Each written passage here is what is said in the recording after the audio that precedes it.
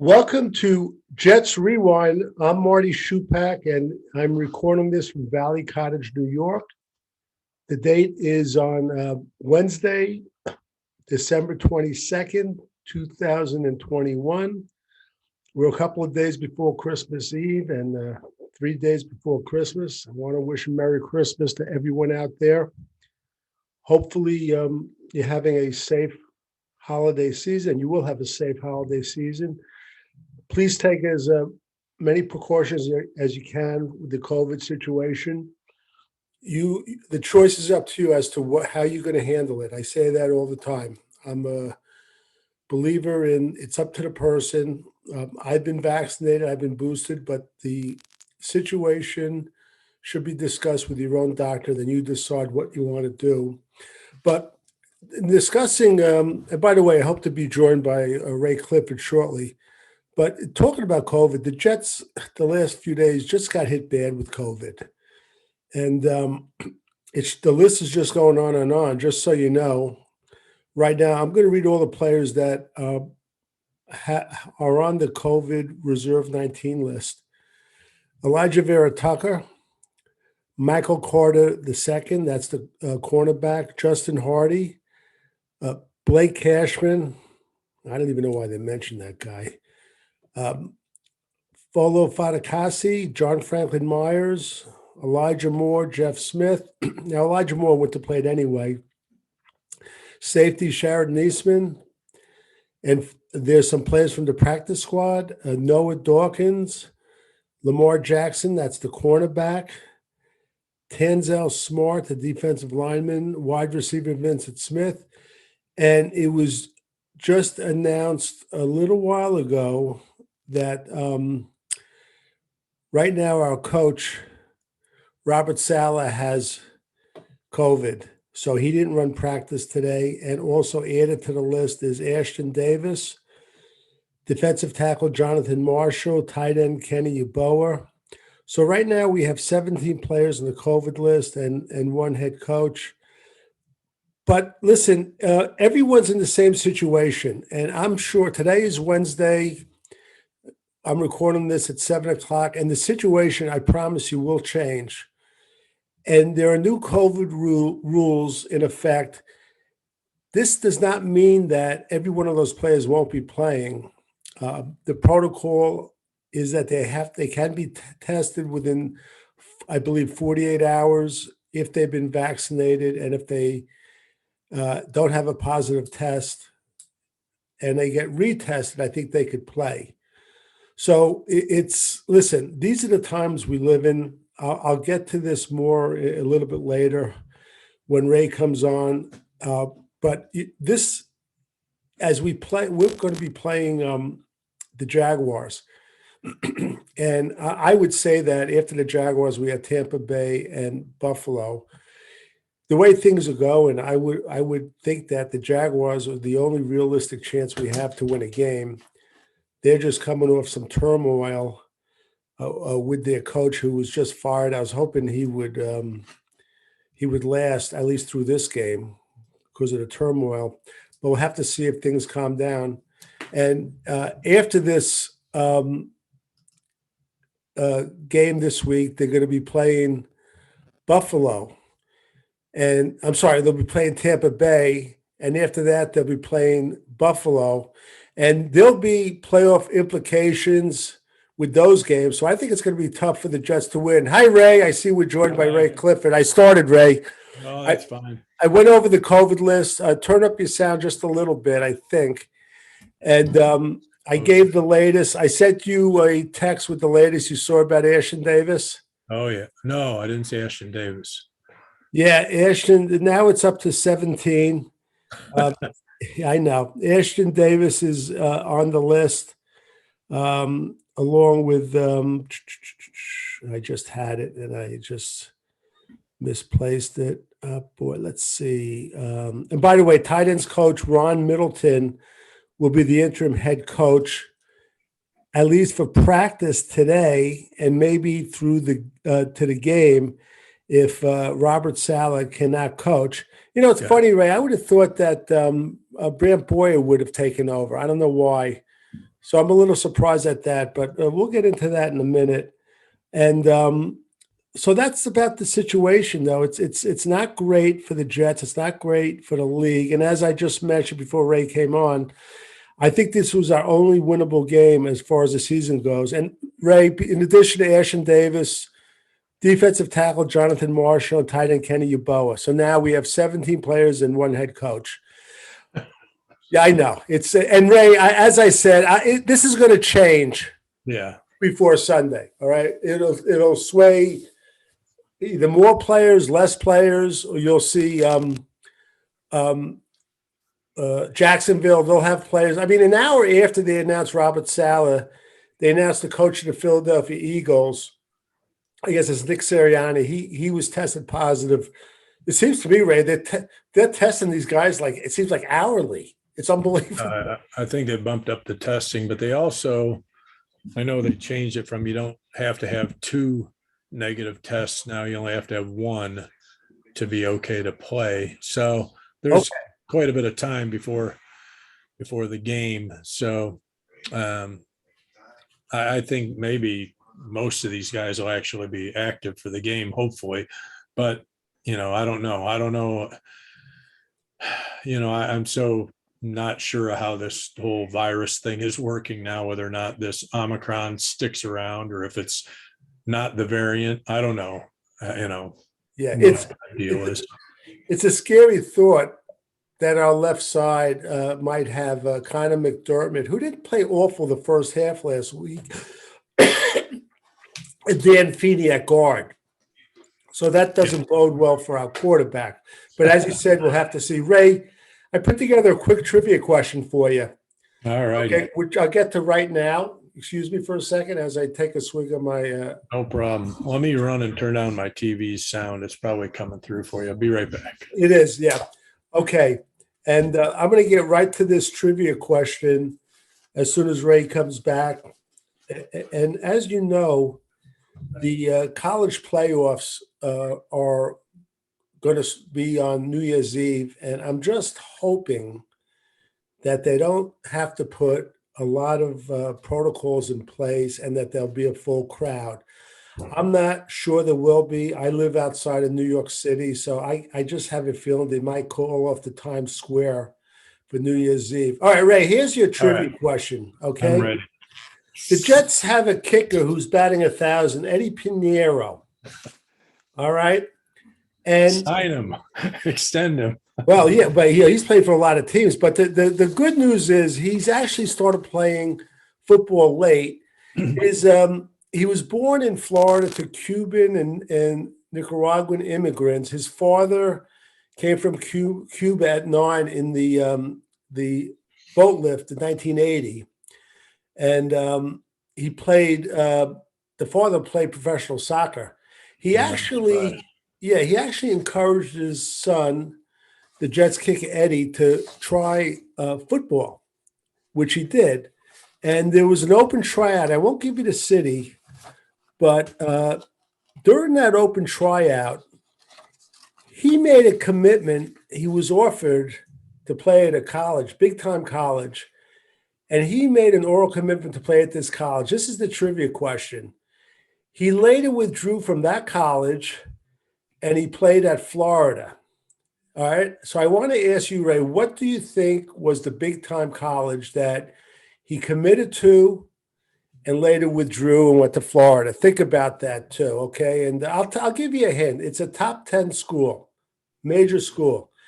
With that, Ray, I just want to mention a question I heard given by Rich Samini you might find interesting. As this week, Zach Wilson, the number 2 pick, will be playing Trevor Lawrence, the number 1 pick. According to Rich Samini, this happened 3 times before, which I'll just read it off. I thought it was interesting. It was Drew Bledsoe against Rick Meyer. This is in their rookie year. Peyton Manning and Ryan Leaf in their rookie year. And Marcus Mariota and Jameson Winston in their rookie year. So this is the 4th time in modern age football that the number 1-2 pick will be starting against the number 1 pick if neither of them get COVID. So we'll have to see. Ray, the Jets lost the game. to the Dolphins. We didn't go over. It was a little more competitive. And I just want to spend a few minutes talking about it. We're going to get back to the COVID list in detail in a little while in the show. But I just want to hear your feelings because you didn't see it live. You had it recorded. I saw it live. And I want to know your thoughts on what you saw in Zach Wilson and the team. Well, I mean, I know you disagree, but I was fine with Zach. I mean, I wasn't excited about. Well, the first half had me a bit excited. He hasn't looked that good in the first half yet. So to play the way he did, I think a lot of it though had to do with how the offensive line played. And in the second half, he struggled. The offensive line struggled. He was under pretty much constant pressure. And that's when the errant throws started showing up again. And I think part of the problem is he starts feeling the pressure too fast. He's looking to get out of there pretty quick. And in college, that probably wasn't a big deal. He could get out of there, elude most people and get out and make plays. But this isn't college, and he's facing some good defenses these days. So he's struggling. But I thought he played a much better game overall than we've seen yet, really out of him. The second half, though, was more of the same, but I don't put that all on him. I put it on a lot of things. We don't have that number one receiver we need, whether it's because Corey Davis is injured or Elijah Moore was out, but we need somebody who he can rely on. And I think that's where we miss having a top-notch tight end. And that just, losing Ryan Griffin, as much as he wasn't the greatest, just makes it even a thinner group. I was hoping Yeboah at some point would maybe step up, but haven't seen him. So, and again, our defense can't tackle to save their lives. Every running back in the NFL who sees the Jets on their schedule must be just loving it because they know they've got a big day ahead of them. Because when's the last time we held a team under 100 yards rushing? Have we done it? Have we done it all year? We make them all look like Jim Brown. It's unbelievable. Yeah. So every game, all in all, like it. Yeah. It was a good game because it was close, but it was a little defense like we played in a few games, like against the Titans and against Cincinnati, and we played even half that way.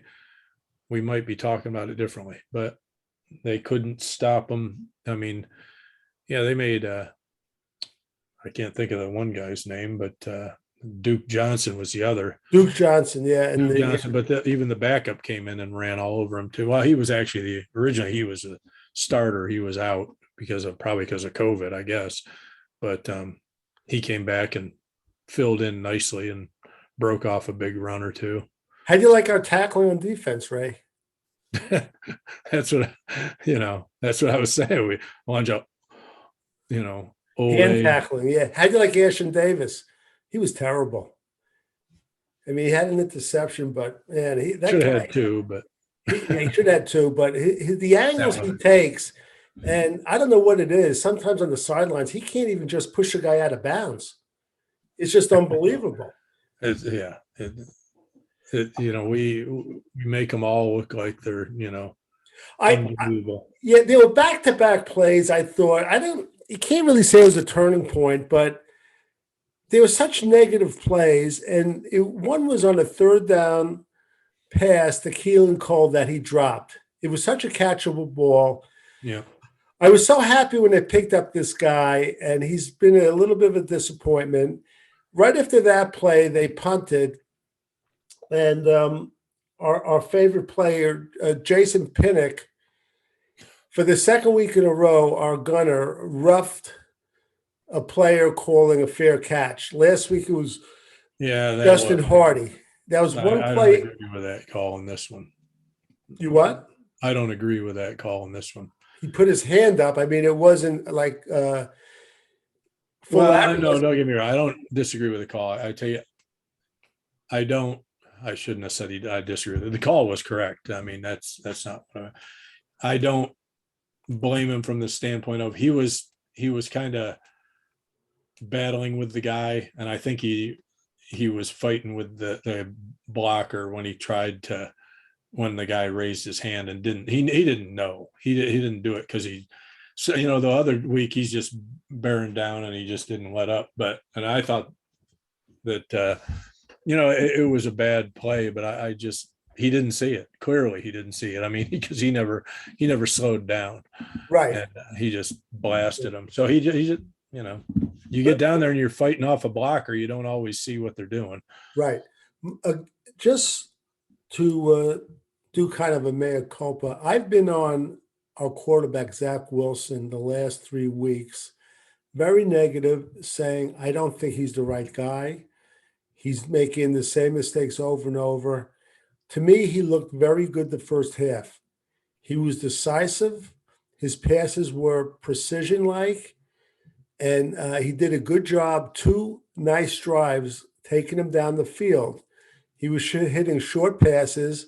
And keep in mind that he didn't have his 2 starting wide receivers, Corey Davis and Elijah Moore. So I thought the first half he did well. The second half, I thought, it got into his head when he gets hit a few times. He was sacked once in the first half, I think 5 times in the second half. And it happens. He's a rookie quarterback. I'm hoping that he has a future. He shows some grit and toughness to me sometimes when he does these quarterback sneaks and sometimes when he scrambles. I mean, the guy had a wonderful scramble. I don't want him to scramble a lot because he's going to get hurt, just like you see Lamar Jackson. Also, the Jets, talking about Lamar Jackson, talking the Baltimore Raven, Lamar Jackson, the Jets are the second most injured team in the league behind the Baltimore Ravens. So I think there's hope. I hope I'm wrong about him, and he does pan out. The thing, Ray, and I mentioned to you, I am so sick and tired, and it's going back to Mark Sanchez, Ryan Fitzpatrick, Josh McCown, Sam Darnold. 5 to 8 times a year, I'm watching the screen and my eye catches the guy on the edge. He comes in and wallops the quarterback untouched. Why is this constantly happening to the Jets? I don't see it in other games. I see it once in a while, but it seems like the Jets, it's like constantly happen. Guys are going in untouched. It doesn't matter who our quarterback is. Doesn't matter who our coach is. Doesn't matter who our offensive line is. Something is wrong. I don't know what it is.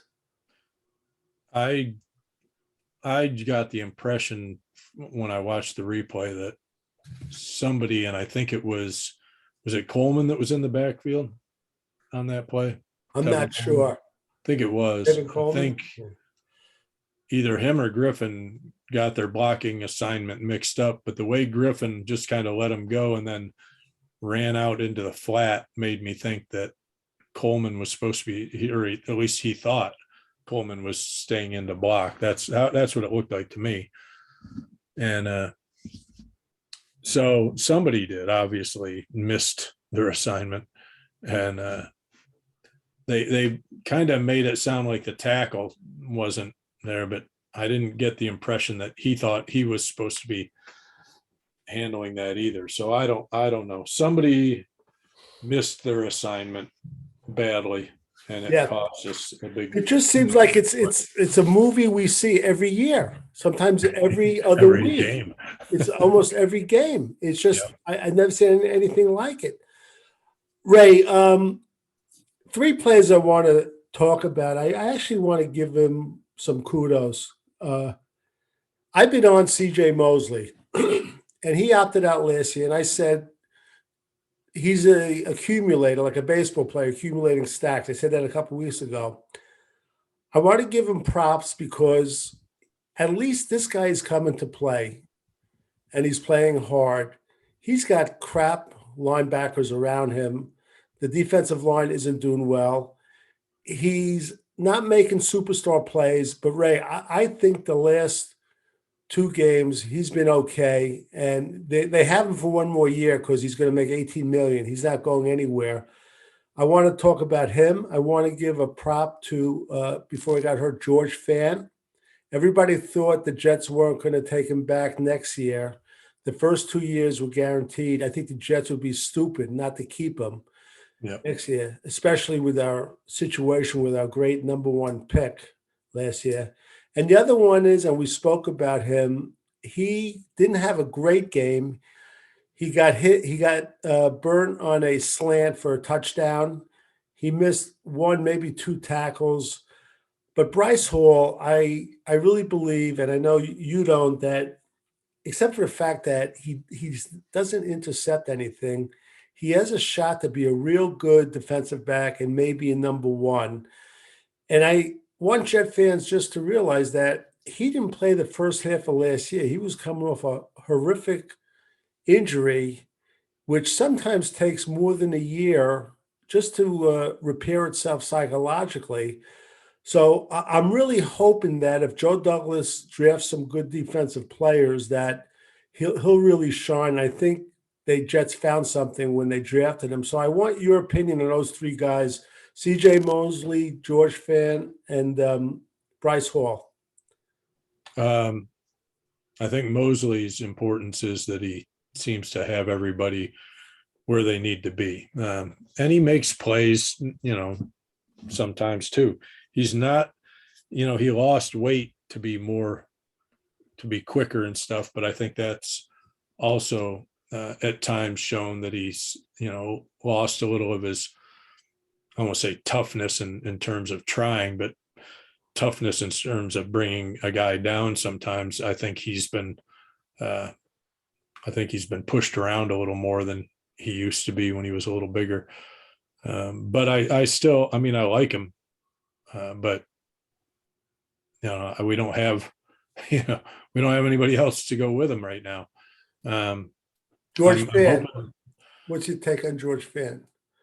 George Fant, we have to keep him. There's no way you can let that guy.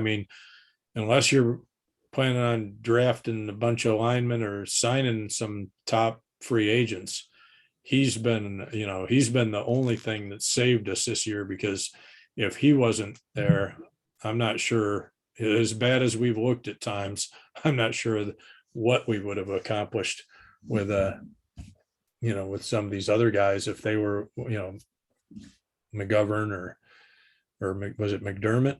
Yeah, McGovern's a center. McGovern's a center. And McDermott, I give him credit. I don't like him, but first half last week he played well. Yeah. And then as far as Bryce Hall, he has potential. I don't think he'll ever be a full-on number one, but that doesn't mean he couldn't be. I could be wrong. He might still be healing. I look at him as kind of like an Antonio Cromartie to a Darrelle Revis. He's talented. I just don't know if he'll ever be that talented. He doesn't have blazing speed, but you can make up for that. But he's really got to work on his technique more than if he's going to be a number one. Right. And you mentioned Antonio Cromartie, a little bit of Jet trivia, which I mentioned to you. He's now the defensive backfield coach at Texas A&M. So we wish Cromartie a lot of luck, and hopefully he makes a lot of money, because I always liked him. Yeah, he's got a lot of mouths to feed. I was going to say, he needs to keep working. He does, like all of us. Ray, okay, I'm going to name a few players. We've done this before. There's a couple repeated. I want your reaction, yes or no. Are they going to be a Jet in 2022? You ready? Here we go. Yep. Keelan Cole. He's on a one-year contract. I think he will. Unless they draft some receivers, I think he'll be back. So you think they'll sign? All right. George Fant, 1 year left on his contract. I hope so. Yeah, I really think he will after how this year's gone. He's shown his worth. Denzel Mims. No. Okay. I don't see him making that effort either. He looks like he's kind of mailed it in, just kind of getting through. He doesn't he doesn't make any impact plays other than penalties in the games that I've seen him in the last 3 games. Look, I'm going to say 2 things. We all owe our coach and staff an apology because we were crying at the beginning of the year that we wanted him in the game. And this guy is really turning out to be one of the biggest disappointments. But whatever the case is, if he wants to be an NFL player, can he at least look like he's interested in playing? And maybe, that a different spot will motivate him. Hopefully it's just not on somebody like the Patriots or the Bills or the Dolphins, but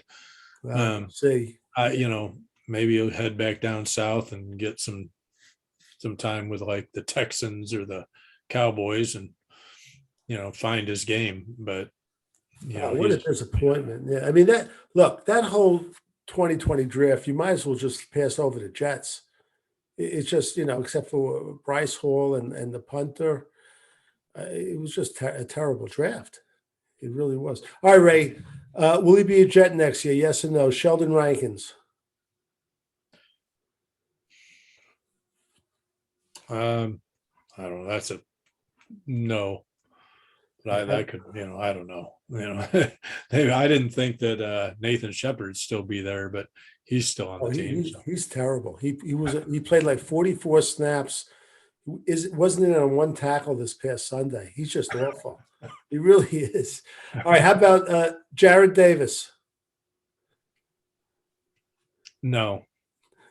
So don't hesitate, Ray. If you're going to say, because if he's a Jet next year, I'm going to get a Patriot jersey. I'm telling you. He's terrible. I think you already got one hanging there in the Brady one or something. Yeah. No, I don't. It's Tampa Bay with Brady. All right. Last one. This is a tough one. I think he's got 1 year left. Connor McGovern. Yeah, I think he'll be back. I hope. Because even if they, they'd have to either sign a top one, which they didn't do last year. So, this year, even if they draft one, there's no guarantee they wouldn't let him sit for a year. Ray, I don't know if you saw the agenda I sent you because I had a little bit of a draft preview. I picked 2 positions, but I want to skip over the offensive line and tell you my thoughts. You had mentioned early in the show how the Jets really don't have a number 1 receiver. Yeah. Right now, as it stands, I think with their 2 first-round picks, I think they pick 4th and 8th. I would love them to trade back on that 8th pick and accumulate another pick or 2, either in the 1st, 2nd, or 3rd round. And there's some receivers that I really like, and I want your thoughts. I really love the 2 receivers from Ohio State, Chris Olavey and Garrett Wilson. I think these guys could be game changers. What I like about Olavey, they both run very good routes, but he's really good on contested passes, I noticed, too. Underrated. He catches everything. Yeah, another player is he's from USC, and the reason I like him, his name is Drake London, 6'5". He's going to go in the 1st round. He's been out of on his injury. I don't know exactly what the injury is, but it's not a major injury. And the interesting part, he still leads the country in contested catches. And I've reviewed film of this guy. He's very good. And there's another guy, Traylon Burks, I spoke to you about from Arkansas. He had a very good game against Alabama. My only concern about Burks is the way he plays. He's more fast and quick, and I'm always concerned about the bigger guys over 6'1", able to get off the line of scrimmage. So, and the last one is a guy I really love, and they might be able to get him in the 2nd round. He's not that tall. Jahan Dotson from Penn State. He's 5'11". The reason I like him, this guy has an incredible knack for catching balls that are not thrown exactly where they should be, like either behind him or down low. And you could say I'm thinking of Zach Wilson, but he makes some tremendous plays, and he's actually was living in Newark, New Jersey. So I just want your feeling about if they could trade back, accumulate a couple of picks, taking either one of these guys or another receiver. And what's your feeling? Do you have any thoughts on any of the players I mentioned? Well, I get to see Olavey and Wilson mostly up close, and I see a lot of Dotson. Dotson's an all-around guy. I'm not sure he's a number one guy though. Olave's problem is he catches everything, but he's not blazing speed. He's not slow, obviously, but he's not blazing speed. Garrett Wilson's the all-around guy. And he's the guy who, but because we have Elijah Moore, I'm not sure we need another guy like that, but Garrett Wilson has the speed to be a number one guy. He grew a lot this year from last year when Olavey was out. You could see the difference. Wilson struggled, but this year he was completely different. He returned some kicks. When they do a trick play, it's to him. He's the guy who breaks the long one, out of just a wide receiver screen, and he takes it all the way. And so the all-around playmaker is Wilson, but Olavey to me was the guy who was, if you had a problem, you throw it out there and put it up high and he'll go get it. And he just, he catches everything. I don't know, how else to describe him. He's not huge though. I mean, he's tall, but he's not he's bigger than who is it there that I always blank on the name? The guy who won the Heisman last year out of Alabama. He's not skinny like him, but he's not the guy on the Eagles. Yeah. Yeah. And now I'm blanking the names, but not Waddle, the other guy. No, Waddle went to Miami. Although he was out, luckily that was another thing that helped us last week. But he's bigger than him, but he's not a big guy. But he plays big. He's not super physical from a standpoint of he's hard to tackle, but he can go up and he just seems to catch everything. I don't know anything about. I saw a little of Drake. Devontae Smith. Yeah, that's who it. Yeah, Devontae Smith. Well, then just so again, I don't want to fast like him. I don't want to turn this into a draft show, but they have another player now. I guess what is his Williams, Alabama? Yeah, yeah. What's your take on him? He's been moving up the charts pretty quick. I mean, he looks great. Yeah, he looks good. And he makes these clutch plays. Yeah. So I think if anything, Alabama, if you're going to draft somebody out of Alabama, either draft a lineman or a receiver, to me, are the guys that seem to be coming out of there like nothing. I mean, you could say running back too, but we've gotten so far away from the running game and in the pro football in terms of that being your focus anymore, that like in basketball, everybody throws up threes. Well, in football now, everybody's looking for receivers because they're chucking the ball all over the field. Not that the running backs aren't good, but it's not the focus of an offense anymore like it used to be, But I don't know much about this kid out of Arkansas at all. He's really good. He makes plays. And actually, if you saw the Arkansas-Alabama game, he was like a man against boys. He was really good. He was getting open. Just so you know, Jameson Williams is 6'1", or he's listed at 6'2", 189. I mean, again, you and me watch Alabama a lot, and the stats, they're inflated a lot, but he's got 68 receptions, 1,445 yards, 15 TDs. His average per reception is 21.3. Keep in mind, he was catching passes from the Heisman Trophy winner that had an unbelievable year. So, but what's your thoughts about if we pick 4th and 8th, if we move down from, let's say, I'm just hypothetical, 8th to, let's say, 15th, and we got another second, and let's say 2/3, what do you think? The draft is pretty heavy in offensive linemen and defensive backs. So I want to know your thoughts. Not so much the players, but the theory about trading back. Well, I didn't look at the draft chart to add it all up, but I would think we could get more than a second and 2/3 for the number 8, a top 10 pick. But you know, I don't know. Let's say you get Plus, it a depends on later who. number one and two number twos this year. Oh, yeah. I mean, well, definitely I'd take that. Okay. Even if it was a late number one and a second and a fourth or something, I would probably take it. But yeah, if you give me another. Oh, no. You would get, of course, you're not going to lose a number one pick. You're going to move down. You're going to trade down. And another number one on top of that. 8th to 15th. So you get the 15th pick. Oh, okay. And then you get the, let's say you're going to get the 15th pick in the second round. Let's say they have another pick, the 25th pick. You get, I think you have to spread your risk. Everything going on now. The way these players. Well, I don't disagree with you from the standpoint of we have two number ones. If we only had one number one and it's in the top five, I'm probably, unless we get a boatload, I'm probably not trading that to accumulate picks if the right guy is there. I'm not. Well, with that pick, I'm hoping the other teams aren't listening, which some of them do. But I really like Evan Neal, the offensive tackle from Alabama. Or there's a guy from A&M, I think his name's Leo, defensive lineman. There's another guy, defensive lineman, Davis from Georgia. He's like 345, and it's like, Ray, if whatever team gets him, you're not going to see any of those holes you've seen the last 3 weeks on the Jets. The Jets get him. Who's the guy that the Patriots had at the middle of all those years? That big guy? You mean at center?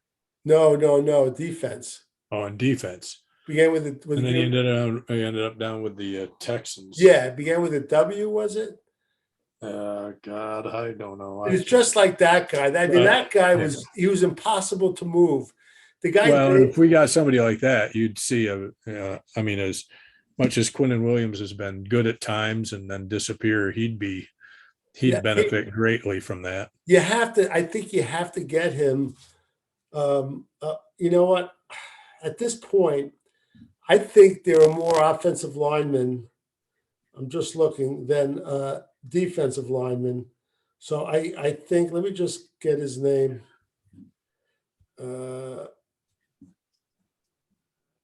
DeMarvin Leal, Texas A&M, 6'4", 291 defensive end.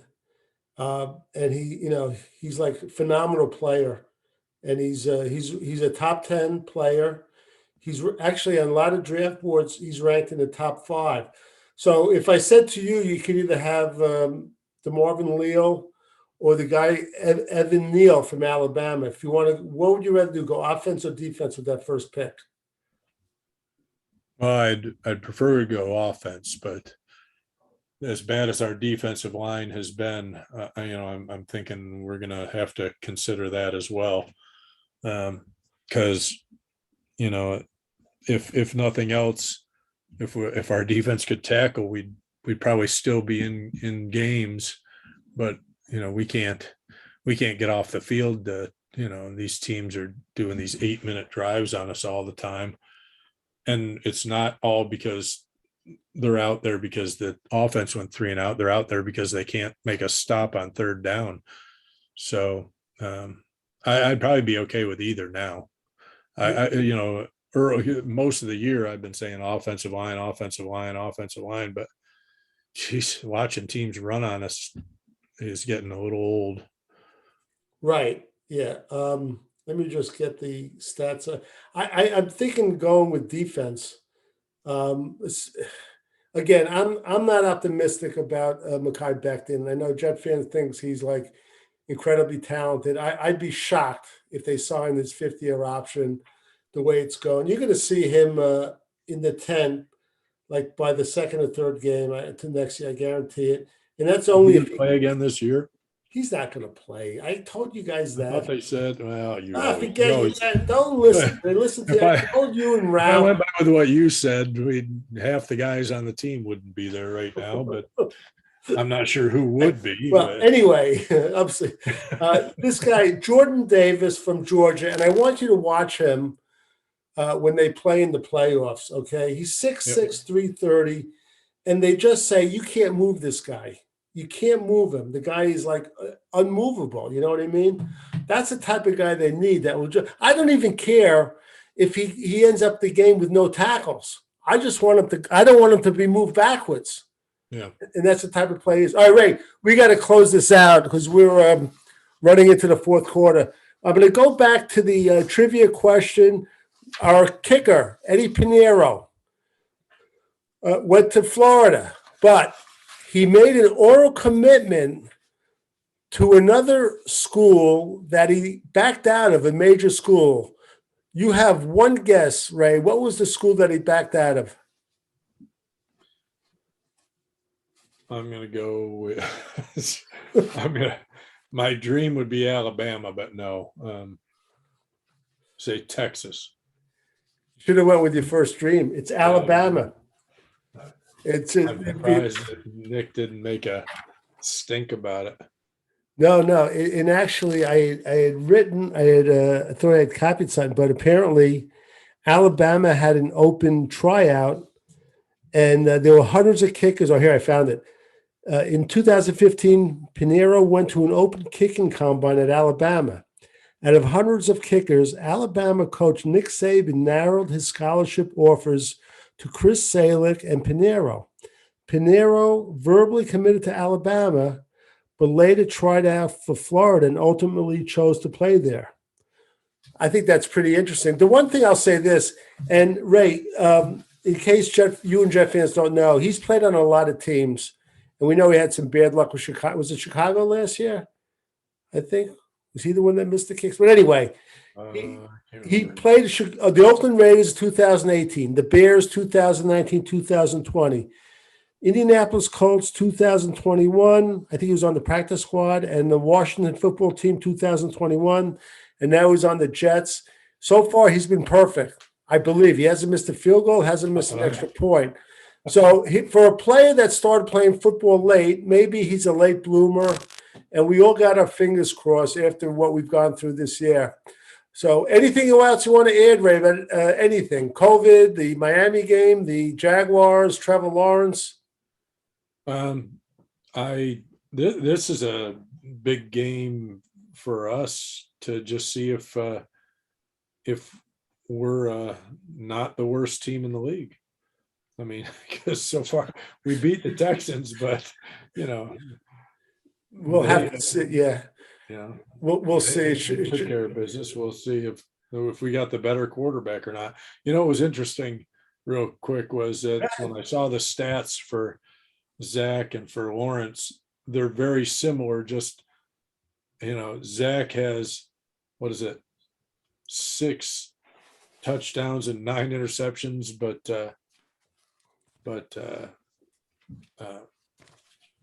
Lawrence has 9 interceptions and 9 touchdowns and 14 interceptions, something like that. So they're both really way underperforming what was expected. Yeah, I know. And so all I read on Twitter is Jet fans rationalizing how they got the better choice because of the statistics. But I would trade him even up. So yesterday.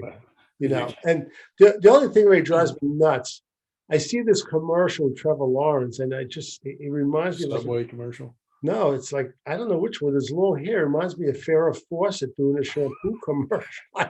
It's like one for Subway, and you would think it's a hair commercial. I know. Yeah, I think that's the Subway commercial. It could be. You know what? Sadly, I think that after watching how the Jets have played with Mike White and with Joe Flacco, that I think that we'd be doing and he'd be doing a lot better on the Jets, Lawrence I'm talking about, than he is in Jacksonville because of the mess that Urban Meyer started down there.